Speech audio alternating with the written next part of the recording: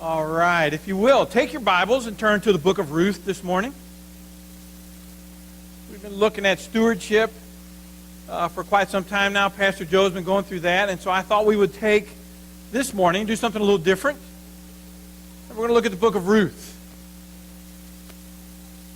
Now, the Book of Ruth is a fun book to look at, and we're going to tell the whole story today. So we're going to go through all 4 chapters. We're not going to read all 4 chapters, but we're going to go through all 4 chapters.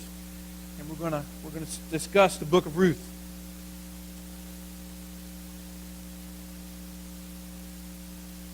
All right, here we go.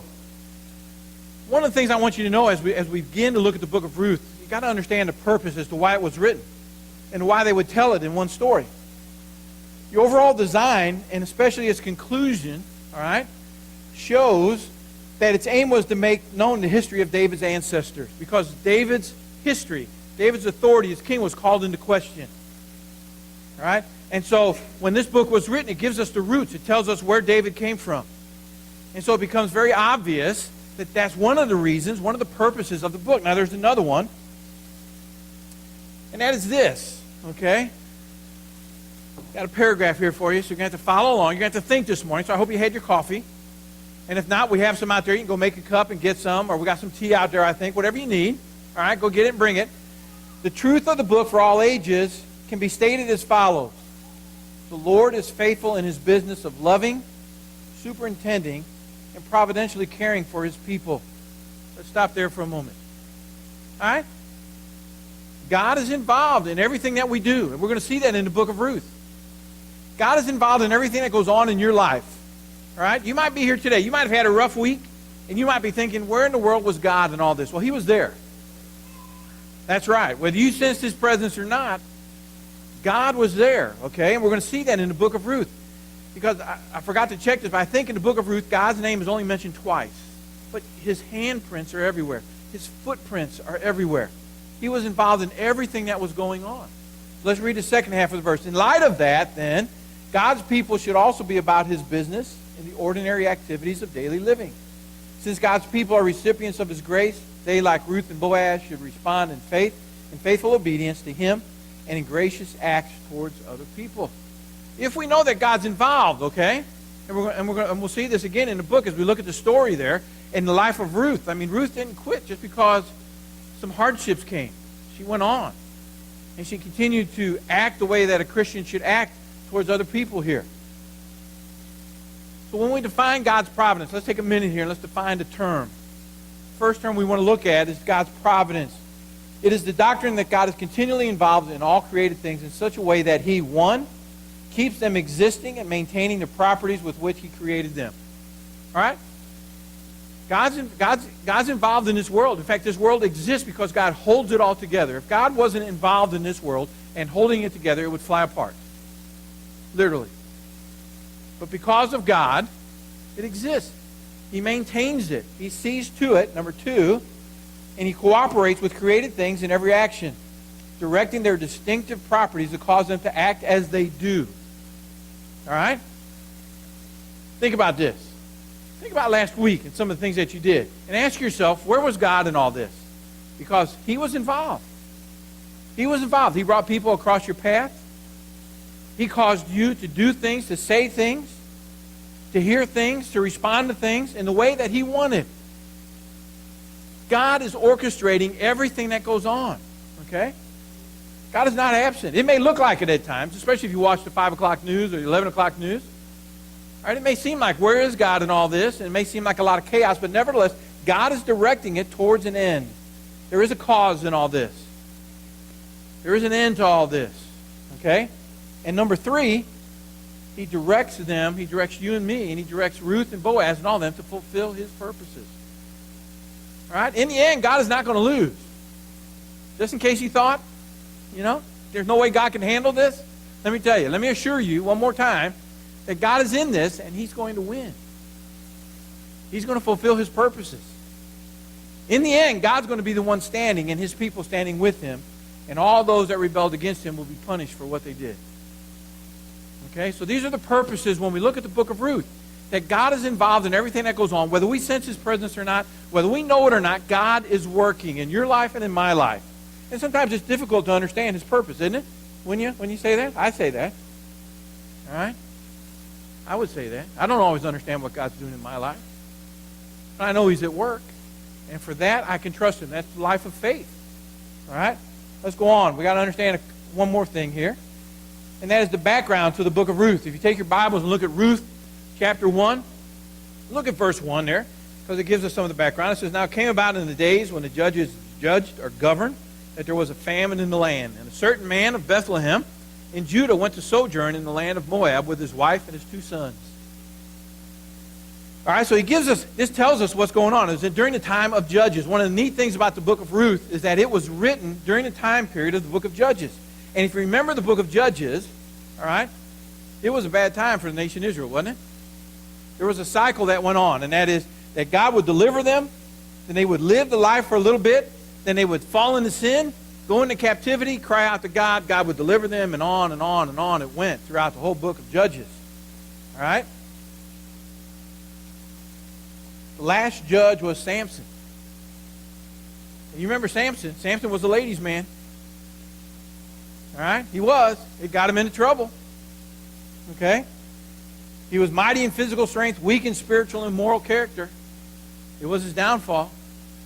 Samson and Delilah. We all know the name. The songs were written about it. Movies were done about it. All right? It's there.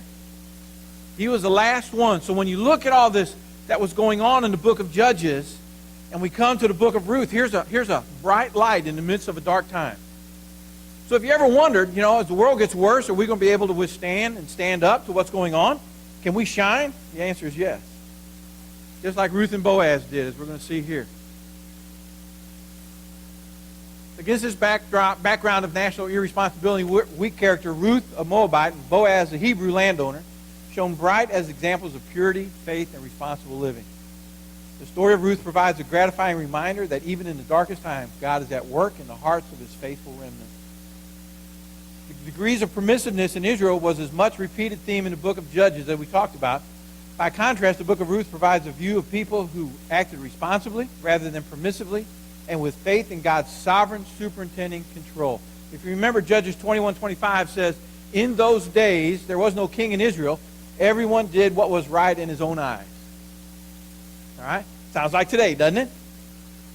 Everyone does what is right in their own eyes. I mean, if we were to take a poll, if we were to go out and take a poll and ask, what is morality, we would have a zillion different answers, because no one can agree today on what morality. Morality is left up to the individual. People are doing what they want to do. Think about this. I just had some figures that I got this week as I was looking at some articles, reading on some things. There was 43% of Democrats, and I'm not posting for one side or the other. I'm just telling you this is what I found in the article. 43% of Democrats say that pornography is okay. All right? 43%. All right? 69% of people who were polled said that having sex outside of marriage was okay. All right? Now you may say, man, that's terrible, and it is. But here's the insanity that's going on out there. 9 out of 10 people said that adultery is wrong. Yeah, pornography is okay. Sex outside of marriage is okay, but adultery is wrong. Now that's insanity, folks. That's insanity. All right? And this is what Ruth is all about. It brings us together to show us that even in times like this, where there's this inconsistency in our own culture, that God can use us to point the way to him. Okay? So let's get started, huh? You ready? Listen, this is a good book. There's love, romance, there's death and intrigue. There's everything you can imagine in a story here that you would want to make it good.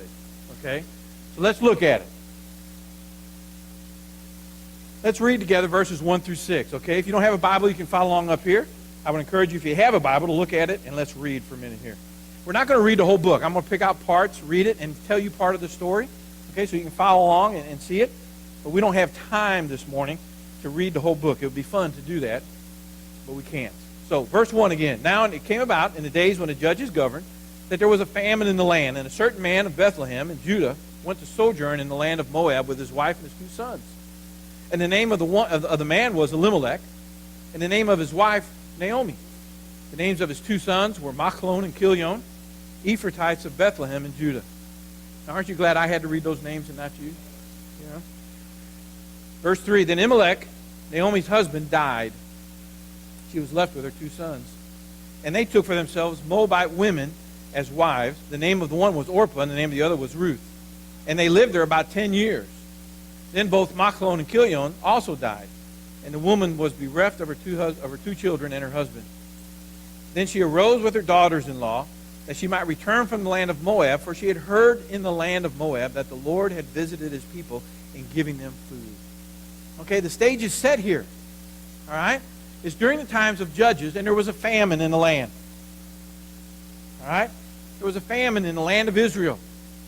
Most commentators believe that that was God acting in judgment on his sinning people, because we know it was written during the time of Judges that there was a lot of sinning going on. The people weren't being obedient to God. So a famine comes. All right? So that Elimelech and Naomi take their 2 sons and they leave Bethlehem. Okay? They leave Bethlehem. Now you say, what's the big deal there? Let me tell you. Bethlehem means house of bread. That's what the 2 words mean. Beth and Lechem means house of bread. Okay? Represents the generous way in which God takes care of his people. All right? Names in the Hebrew culture carried a lot of significance. So when you name a town Bethlehem, house of bread, it means something. It's not just there. It's not named after someone who donated a lot of money. It's a reflection on who God was.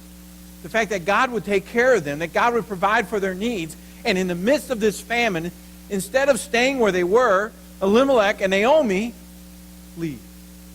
You got to ask why. Why would you do that? Why would you leave where God was to go to where God isn't? Huh? Why would you do that? We can sympathize, can't we? Because in saying, why would they do that? We can say, why do we do that? We do the same thing at times. We leave where God is and go where God isn't because we think we know better. All right? And the stage is set. A famine is there. They leave Bethlehem. They go to Moab. They stay there about 10 years. And during that time, all right, Elimelech dies. Elimelech, the name means king. Naomi means pleasant. Elimelech dies. All right? But they stay there anyway. Even after her husband dies, they stay. The 2 sons take Moabite wives. Okay? Bad news, right? You know anything about the Old Testament? They weren't supposed to marry outside of the nation of Israel. So they take Moabite wives, and they continue to stay there. Orpah and Ruth. Okay? And what happens? The 2 sons die. Man, that's bad. All right? That's bad. If you were a woman in the nation of Israel at that time and you lost your husband and your 2 sons, that was about the worst thing that could happen. Because when you lose that, then comes the difficulty of how do I keep my land? How do I keep my inheritance? What do I do with that? Because they probably had already sold it in order to move to Moab. All right? Probably sold it to a relative back in Israel. So the question is, how is Naomi, as a woman, going to get that back? How am I going to provide for myself? Here they are up in Moab in a strange land. Okay? It's like going up to Georgia or someplace like that, you know. You get stuck up there and then you got to come back to Florida where it's warm all the time. How do I get back and survive? Okay? Well, that's not all that it says. Look again. Look at verse 6. It says, then Naomi arose with her daughters-in-law that she might return from the land of Moab, for she had heard in the land of Moab that the Lord had visited his people in giving them food. The famine ends. So Naomi says, listen, we got to go back. It's time to go. God is back in Israel. There's food there. We're going to go and we're going to see what God's going to do. Okay, so they say, get ready to leave. All right, now we're not going to read any more than that for right now because there's too much to read. We'd spend all our time doing that. Let me tell you the story. They get up to leave. And as they get ready to go, Naomi says to Orpah and to Ruth, she says, listen, you need to stay here. You need to stay here so that you can find husbands here, so that they can provide for you and you can have children, and so that you can get what you need to as a woman. You can have it all provided for you right here. You're Moabite women. You need to stay in the land of Moab and marry here. Because I can't promise you that if we go back, that I can provide for you. She says, even if I married tonight, and had sons tomorrow, would you hang around that many years until they were of marrying age? No, go back. Go back to your families and find rest there. They begin to use the word rest. Go find rest there. So Orpah and Ruth, they hug, they cry. You know how it is, a Hallmark movie. Oh, you're leaving and everything. You know, they cry and it's good, and Orpah leaves. But Ruth says, no, I'm not going to leave. Ruth says, I'm going to go with you. Your God will be my God. Your people will be my people. And may God do more to me if I don't stay with you and go back and be with your people. All right? Ruth pledges her undying faithfulness to Naomi. And so they go back. All right? They go back. So let's see what happens. Look at Ruth chapter 1. Look at the end of the chapter, verses 19 through 22. So they both went until they came to Bethlehem. And it came about when they had come to Bethlehem that all the city was stirred because of them. And the women said, the women of town, notice this, the women of town, which would be normal, okay, said, is this Naomi? You know, they see someone coming, and the women of town are looking, and they say, man, is that Naomi coming back? Can you believe it? Word gets out, hey, Naomi's coming back. Hey, pass the word, Naomi's coming back. You know, tell Mildred down the road, Naomi's coming back. And so they look and they're excited. It says that all the city was stirred because of them, and the women said, is this Naomi? And she said to them, notice her response, do not call me Naomi. All right? Don't call me Naomi, call me Mara. Remember what Naomi means? Pleasant. Mara means bitter. She said, don't call me pleasant. Don't call me happy. Because I'm not. I'm bitter. Why? She says, because for the Almighty has dealt very bitterly with me. I went out full, but the Lord has brought me back empty. Why do you call me Naomi, since the Lord has witnessed against me, and the Almighty has afflicted me? So here Naomi says, listen, I'm not a happy person. God has judged me and my family for leaving Bethlehem, and my husband died there, and my 2 sons died there, and I'm coming back. I have nothing. He said, don't call me pleasant. Call me bitter.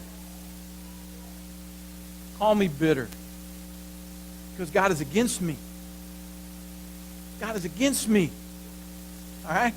Notice what it goes on to say. So Naomi returned, and with her Ruth the Moabitess, her daughter-in-law, who returned from the land of Moab, and they came to Bethlehem at the beginning of the barley harvest. Now, 2 things here. 2 things you got to, hopefully you caught as we read that. All right? Number 1, Naomi had a wrong view of what was going on in her life, didn't she? Her perspective on reality fell short.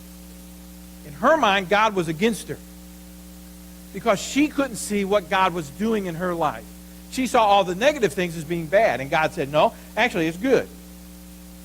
You don't know what's going to happen, but I'm going to be working things out. I'm going to be sovereignly, providentially working in your life.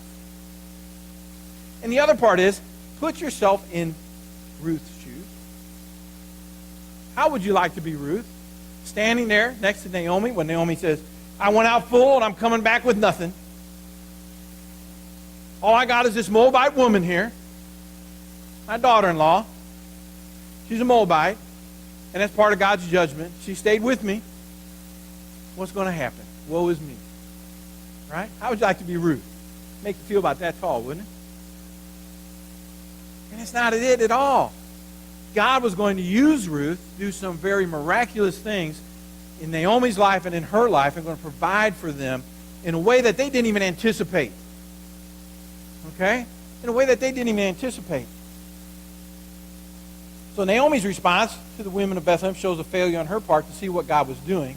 Put yourself in Ruth's place, and do you find yourself saying similar things like Naomi or Ruth? How do you respond? When bad things happen to you, how do you respond?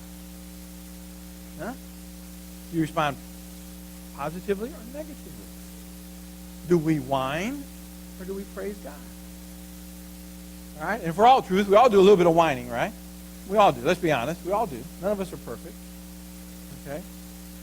When I was laid up with my back, you know, and I couldn't move. Couldn't get out of my chair for a while.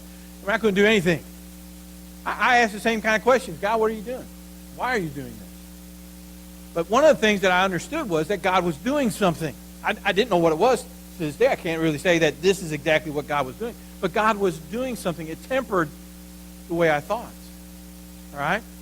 I knew God was doing something. I just had to look and see what he was doing. Okay?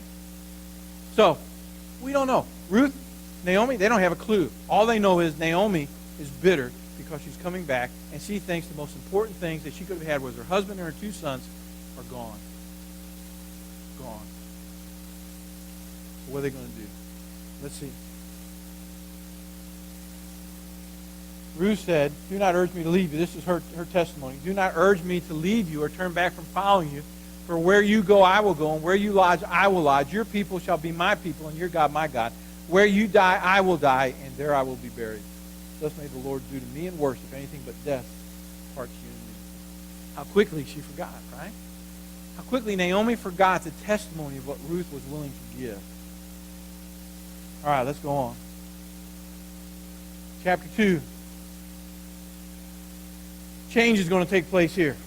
All right? But before God changes our circumstances, he wants to change our hearts. If our circumstances change for the better, but we remain the same, then we will become worse. God's purpose in providence is not to make us comfortable, but to make us conformable. Conform to the image of his Son. Christ-like character is the divine goal for each of his children. Think about that. I don't know what your circumstances are. You don't know completely what mine are. But whatever they are and however you feel about them, they might be good, they might be bad. But God is using them to make you more like Christ. God is not just using them to make us happy. If happiness is a byproduct, all the better, right? But if we tell the truth, life is not all one big bowl of happiness, correct? It's not. We have our ups and downs, sometimes more downs than ups. And the stresses of life and the troubles of life and all those things weigh heavy on us. And if we don't have the right perspective, we don't understand what was said there, if we think that God is just going to give us things and make life comfortable for us, we're in for a big letdown. What God wants to do is make us like Christ. And sometimes that takes difficulty to do that. All right, God's going to bring difficult things into our lives to make us like him. And it's not going to be easy. Okay? It's not going to be easy. Christianity is not a religion of ease, if that's what we're looking for. It really isn't. Now, are there good things? Evident? Yes, obviously. Knowing God is a good thing, and there's great reward there. But if we're thinking that all that Christianity is going to do is improve our material life, we missed the boat. We missed the boat. Because some of it is not like that. You remember Paul had a thorn in the flesh, right? You know, I don't know, some of you may have a thorn in the flesh, I don't know, but that was something in Paul's life that buffeted him every day. He had to deal with that every day. Difficulty. When Jesus was here, our own Savior, would we say that his life was a life of ease when he was here? People challenging him all the time, wanting to stone him all the time, and eventually putting him on the cross? See, we got to understand that God is at work no matter where we are and what we're doing, and he's using everything to make us more like Christ. The question is, on our part, are we willing to let him? God will force his way into your life. He prefers not to. He wants us to step out in faith and say yes and be obedient to whatever he brings. Okay? So that's my question to you as we get into this is, how are you doing? Are you like Ruth? Or are you like Naomi? What's your perspective? Okay? Let's look on. Ruth chapter 2, verses 1 through 5. It says, Now Naomi had a kinsman of her husband, a man of great wealth of the family of Elimelech, whose name was Boaz. And Ruth the Moabitess said to Naomi, Please let me go to the field and glean among the ears of grain after one in whose sight I may find favor. And she said to her, Go, my daughter. So she departed and went and gleaned in the field after the reapers. And she happened. Notice the word there, happened. All right? Remember that. She happened. Okay? To come to the portion of the field belonging to Boaz, who was of the family of Elimelech. Now, behold, Boaz came from Bethlehem and said to the reapers, May the Lord be with you. And they said to him, May the Lord bless you. Then Boaz said to his servants, who was in charge of the reapers, whose young woman is this? All right, so Ruth, understanding the culture of the Israelites, says, I'm going to go and reap. I'm going to try and get us some grain so we get some food to eat, because that's what they're supposed to be able to do. The poor were supposed to be able to go in at harvest time, spend their time picking up what was left by the reapers. Okay? And so that's what Ruth wanted to do. Now the Bible says she happened to go to Boaz's field. All right? We might say, as luck would have it, right? She winds up at Boaz's field. There's no such thing as luck. In God's providence, in God's control of the situation, he brings Ruth to Boaz's field, and she begins to work. And guess who comes home? Boaz. You notice that twice they tell us about him.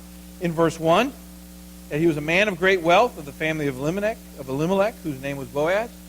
And then again in verse 3, okay, it says, she happened to come to the portion of the field belonging to Boaz, who was of the family of Elimelech. I think they want us to know that he belonged to the family of Elimelech. Why is that? Anybody know? Raise your hand if you know. It's because he would be the one who would be the near kinsman redeemer. He would be one who could help this family out of the dire straits that they are in. Can you imagine that? Can you get any luckier than that? Huh? Can you get any luckier than that to happen upon his field? And he takes notice of her. Listen, she wasn't the only one out there reaping, okay? There was poor from the city that come out to do it. I mean, she wasn't the only one there. And he sees her, and he says to the reapers, hey, shh, who is she? Who is she? And he was smiling when he said it, guys, all right? He was smiling. He saw this new person in the field reaping, and he says, I like her. Who is she? Tell me about her. Well, that's Ruth the Moabitess. She lives with Naomi. All right?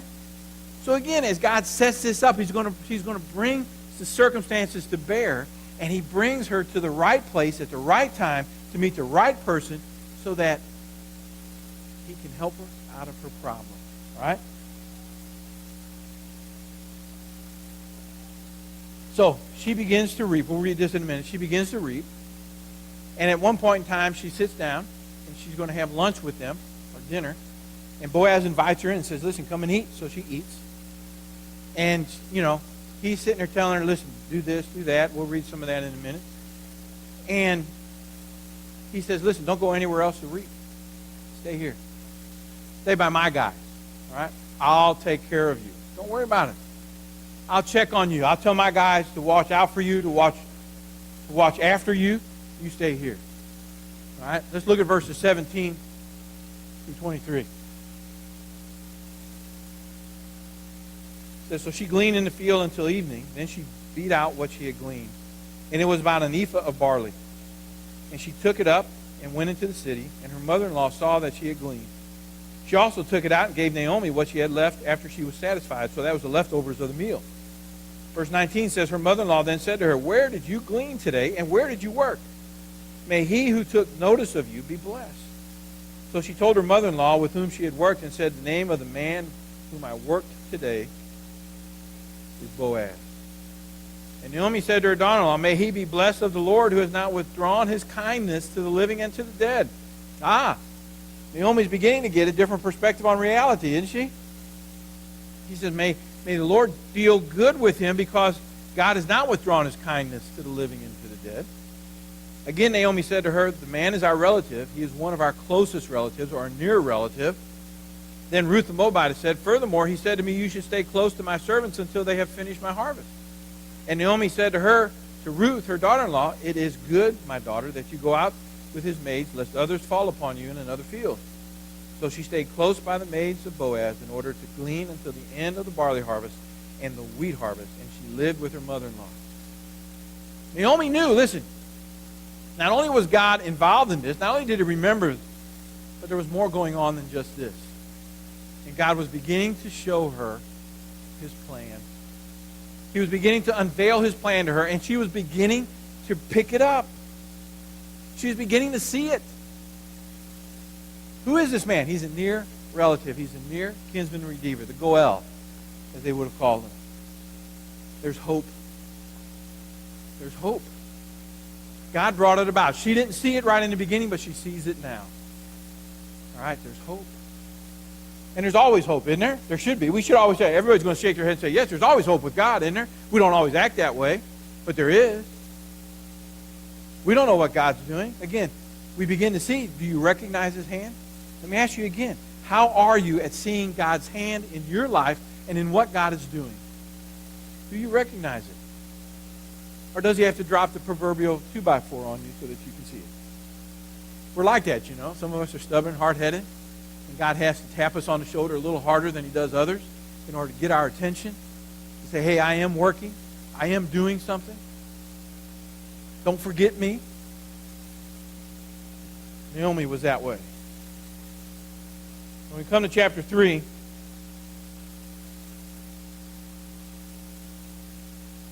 we begin to see some things that take place.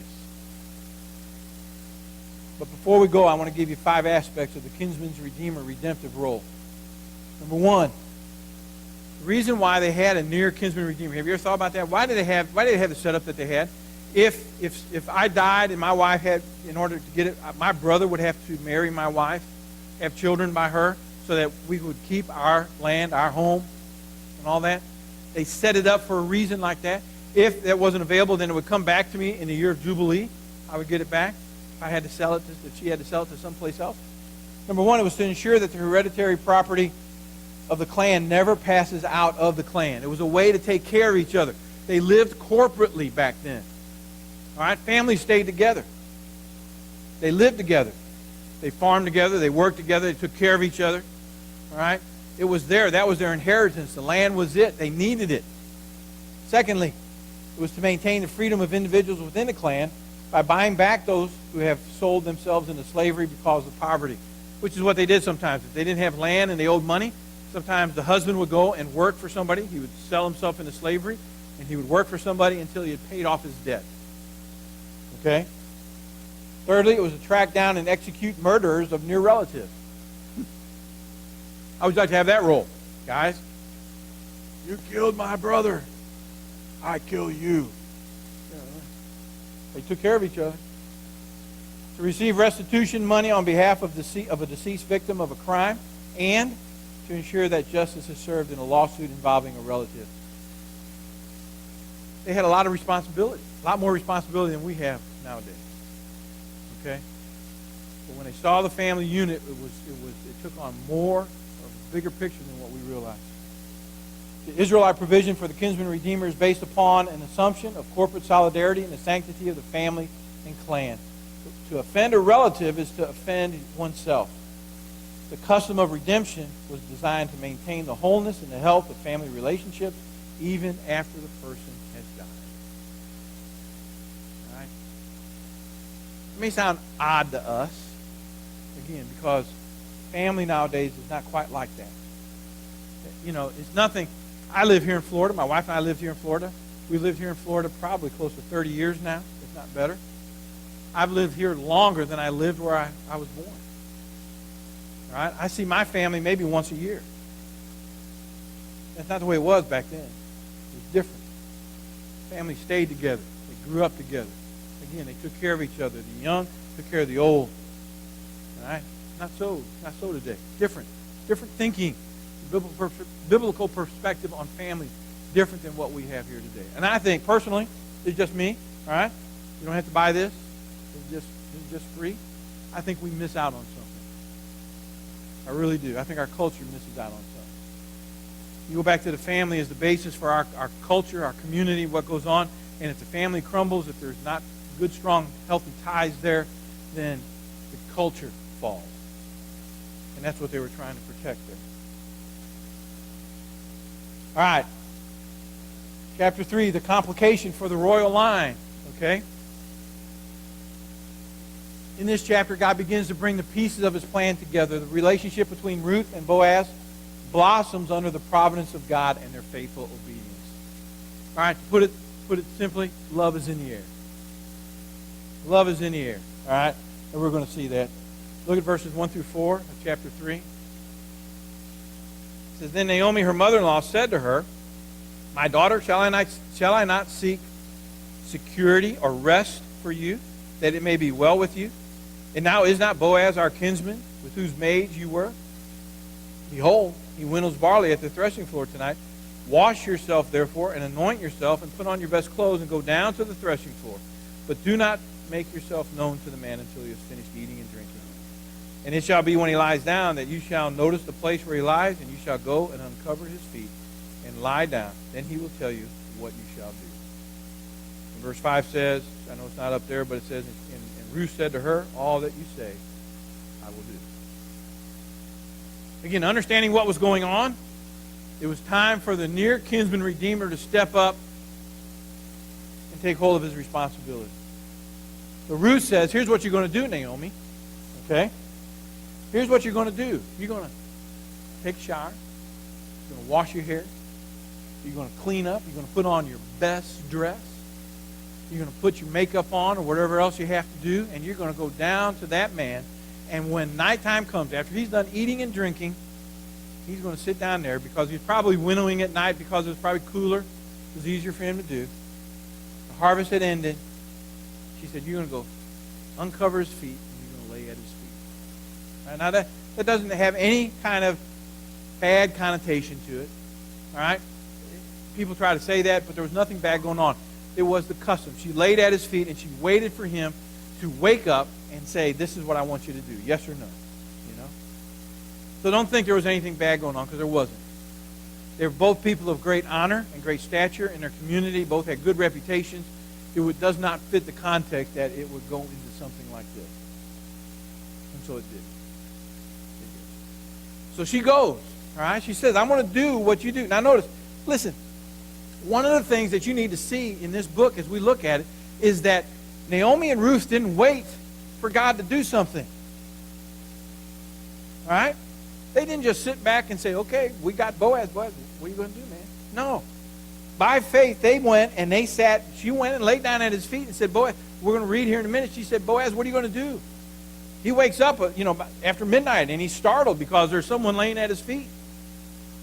You know, he says to her, who is this? She says, this is Ruth. You're the near kinsman redeemer. Redeem me.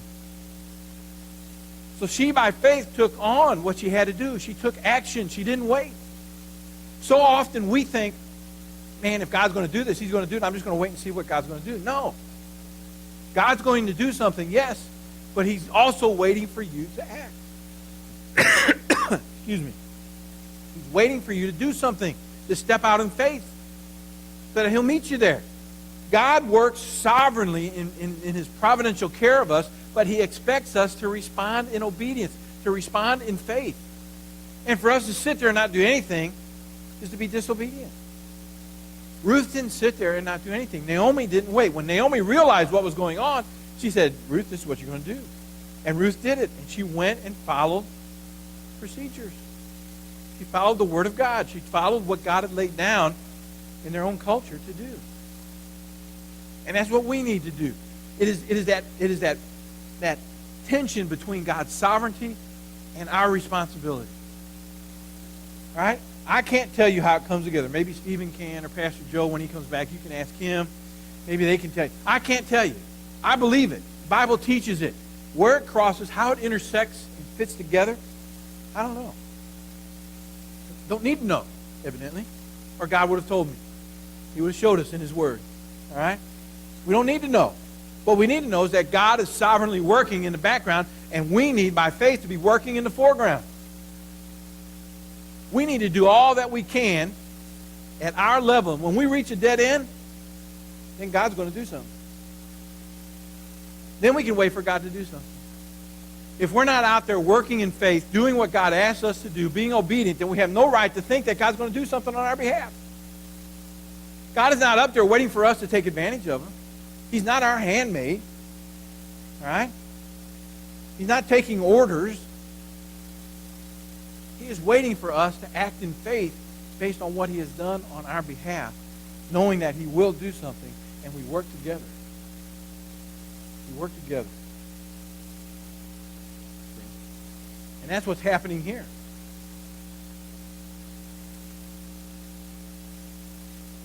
True faith takes initiative on the basis of God's word. On the basis of what God has promised. On the basis of what God has told us to do. We act. And not to act is to be disobedient. Look at verses 16 through 18. It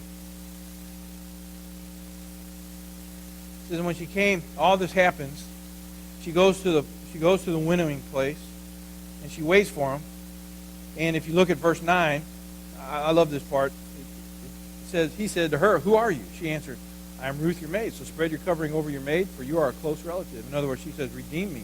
Then he said, may you be blessed of the Lord, my daughter. You have shown your last kindness to be better than the first by not going after young men, whether poor or rich. And now, my daughter, do not fear. I will do for you whatever you ask for all my people in the city. Know that you are a woman of excellence. And now it's true that I am a close relative. However, there is a relative closer than I. Look out. Look out. Huh? What's going to happen here? Ruth and Boaz? Maybe. Maybe not. So she goes home. And in verses 16 through 18, she tells Naomi what took place. Verse 16 says, and when she came to her mother-in-law, she said, how did it go, my daughter? And she told her all that the man had done for her. And she said, these 6 measures of barley he gave to me, for he said, do not go to your mother-in-law empty-handed. Then she said, wait, my daughter. This is Naomi speaking now. Said, wait, my daughter, until you know how the matter turns out, for the man will not rest until he has settled it today. You know what that means? He was hooked. All right? He was hooked. He was a goner. All right? Put it another way, he was in love. There was nothing he wasn't going to do to see this thing through. Now, she said, well, you hang loose, because Boaz is going to do something, because he's not going to let the day in until he finds out how this matter is going to end. So God had worked. Whatever had gone on, Naomi and Ruth, there was a connection. There was a connection. And it wasn't just him doing his legal duty in redeeming her. He was an older man. That's why he said what he said to her. You know, blessed are you for coming to me, because I'm an older man. You didn't go to a richer guy or a poorer guy or a younger guy. You came to me. And he said, I love you. I love you. And therefore, I'm going to redeem you. So let's see what happens. Chapter 4. This is the setting of a court scene, if you will. It says, Boaz went up to the gate and sat down there, and behold, the close relative. Behold, there's that word again. It's kind of like happened. Behold, the close relative of whom Boaz spoke was passing by. So he said, turn aside, friend. Sit down here. And he turned aside and sat down. And he took 10 men of the elders of the city and said, sit down here. So they sat down. Can you imagine? Here he gets asked to redeem Ruth. He goes to the city gate where all the business took place. Usually at a city gate you had towers there, you had the gate in between, and then on each side there would be benches for people to sit, and that's where the business took place. So Boaz goes up there to see what kind of business, who he can get, because he's got to get the elders of the city. And here just happens to walk by. Behold, can you imagine the nearer relative than him just happens to be coming by. And Boaz says, listen, Boaz doesn't even tell us his name. He says, hey, you. In Hebrew, that's what he said. Hey, you. Come on over. Sit down. We got business to take care of. Then he finds 10 elders of the city, and he tells them, come, sit. You don't think the man had power? You don't think he had authority in the city? All he did was say, hey, I need 10 guys. Over here. You. Hey, you. Over here. Sit. We got business to take care of. Here Boaz is acting, man. He wants to be married by the end of the day. He wanted to know that Ruth was his. True faith takes initiative on the basis of God's word. Boaz was acting on what he knew the word of God said, and he wanted to see this thing through. Let's read on. Then he said to the closest relative, Naomi, who has come back. I don't think I have that right. Nope. Look at verse 3. It says, then he said to the closest relative, Naomi, who has come back from the land of Moab, has to sell the piece of land which belonged to our brother Elimelech. So I thought to inform you, saying, buy it before those who are sitting here and before the elders of my people. If you redeem it, redeem it. If not, tell me, that I may know. For there is no one but you to redeem it, and I am after you. And he said, I will redeem it. Sounds good. The nearer relative, not Boaz, the nearer relative says, I'll buy the land. Boaz says, but there's a catch here. You buy the land, you get Ruth too. You can have the land, but along with the land comes Ruth. And the near kinsman said, I can't do that. He says, I can't do that. Now, I imagine the man's already married. He said, I can't have two wives. I can't do that. So I can't do it. I can't do it. So everybody's heart went up. It comes down. You know, Boaz lost her. Now he's going to get her back. So Boaz says, okay, if you're not going to do it, I'm going to do it. Now, the way in which, when you did this, they had a custom. If you look here, verse 7, it says, now this was the custom in former times in Israel concerning the redemption and exchange of land to confirm any matter. A man removed his sandal and gave it to another, and this was the manner of attestation in Israel. So the closest relative said to Boaz, buy it for yourself, and he removed his sandal and gave it to Boaz. Now, I don't understand that, okay? I don't want anyone to come and give me their shoe or their sandal or anything like that, okay? Nothing. Nasty. Don't want it. But that was the way they did a deal. When he couldn't do it, he had to take off his sandal, give it to Boaz, and then he left with only one shoe.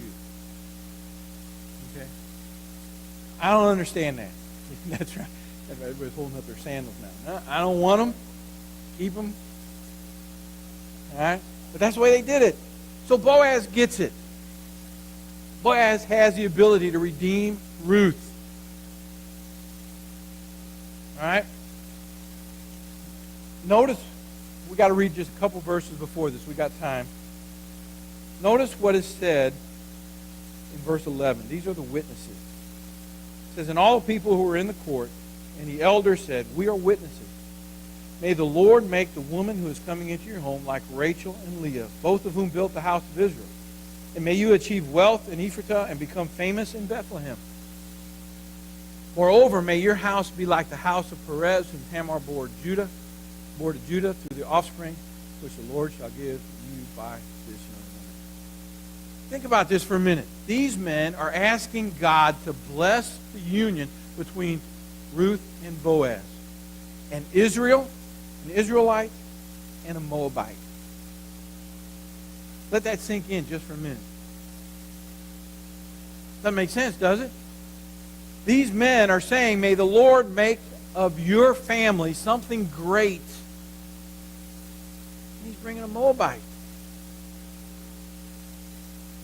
Doesn't that just cause you to think for a minute? Don't you want to raise your hand and say, what's wrong with this picture? Huh? How can he bring a Moabite into a Hebrew family, and how can God bless that and make it something special?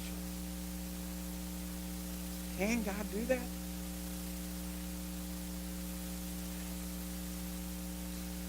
Can he do that? I mean, come on.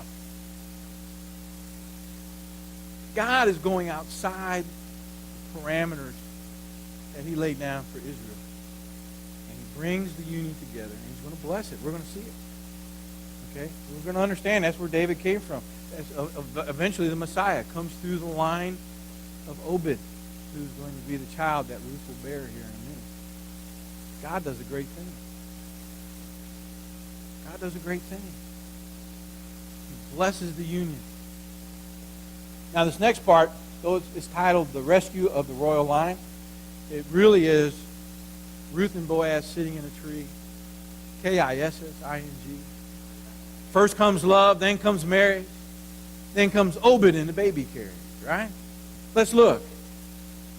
It's a great ending to the story. It says, so Boaz took Ruth, and she became his wife.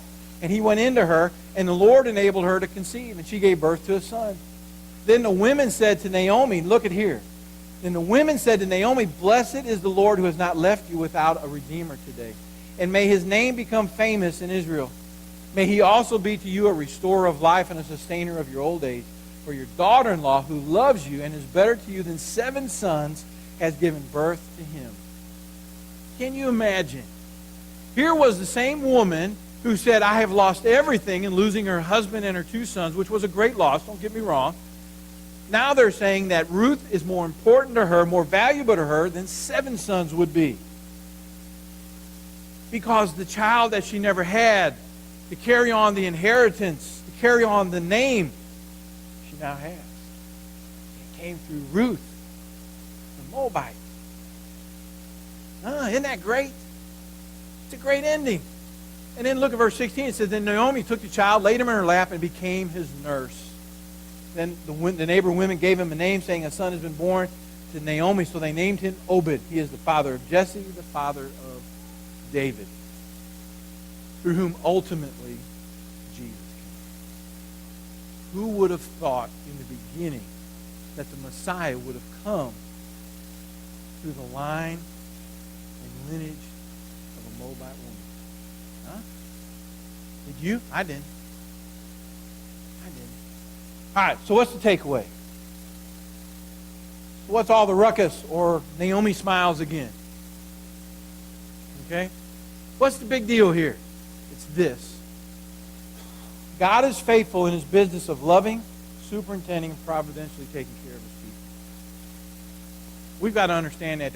We've got to nail that down. That's got to be a conviction of ours. It's got to be something that we wake up every morning. It's on the tip of our tongue that God is going to take care of us. Doesn't matter what we're going through, good or bad. God is there, and he is lovingly taking care of us. Okay? Because he is. The pain and suffering that we're going through doesn't mean a thing. God is there, watching over us, taking care of us. He's involved in it. He didn't forget us. He's right there. Okay? That's got to be a conviction. We've got to nail that down. And it's got to be something that not only that we hold to in our minds, it's got to be something that we live by. Secondly, can you recognize the hand of God at work in your life? You know, in one of the Psalms it says that God showed Moses his ways, but he showed his people his acts. In other words, Moses had a better understanding of who God was. God taught Moses why he did things and how he did them. But to the people, they just saw the end result. We should have that kind of perspective in that we understand God's ways and we see him working and we see him acting, whether we feel his presence or not. So the question is, can you recognize it? You know? Can you see it? What is God doing in your life? What did God do in your life last week? What is he doing in your life today? What's he going to do next week? Thirdly, are we living our lives in such a way as to indicate that we believe that God is involved in every aspect of our lives? When a person meets you on the street, do they know that there's something different about you? First Peter tells us that we are strangers, we are foreigners in this land. Do we act like it? Or have we become too comfortable where we are that we just blend in with everyone around us? They ought to see a difference. They ought to know a difference. Without us saying anything, they ought to see a difference. But if they ask us anything, we ought to be able to tell them something that makes a difference. I had people asking me, aren't you mad at God because you hurt your back? I was laid up for 2-3 months. I said, no. How could I be mad at God? God is doing something. He's taking care of me. You know, how can that be? Because God is providentially taking care of me. Since God's people are recipients of his grace, they like Ruth and Boaz should respond in faithful obedience to him and in gracious acts towards other people. We should live it out. If we really believe it's true, then we should live it out. How we treat one another here and how we treat the world around us, again, there ought to be that substantial difference. There ought to be a love in our hearts that people see and experience and feel when they're around us that tells them we're different. Jesus said in the Gospel of John, by this they will know that you belong to me, if you love one another. The world will see a difference in who we are. And if they don't see that difference, then, and they mustn't be seeing it as much, that's why the church is as impotent as it is, as powerless as it is, because they aren't seeing it. They aren't being drawn to it. If we were doing and living the way we should, people would be coming to us and saying, I want what you got. I don't know what it is, but I want it. You got something that I need. We've got the answer. We understand. We have a relationship with God. We should know his ways, and we should be living it out, and people should be able to see that. How do we treat people? Are we like Naomi in the beginning? Well, you say, don't call me pleasant, call me bitter. Because God is against me. In the end, she began to see, and her name was Naomi again. And she didn't balk at it when they said it. She was happy. But it took all that to bring her around to see what God was doing. Let's stand. We're going to sing a hymn, and then we'll be dismissed. If I can help you, I'll be down front. Let me tell you, the beginning of your ability to be able to discern the hand of God is to know Jesus Christ as your Savior. Praise team, come on up.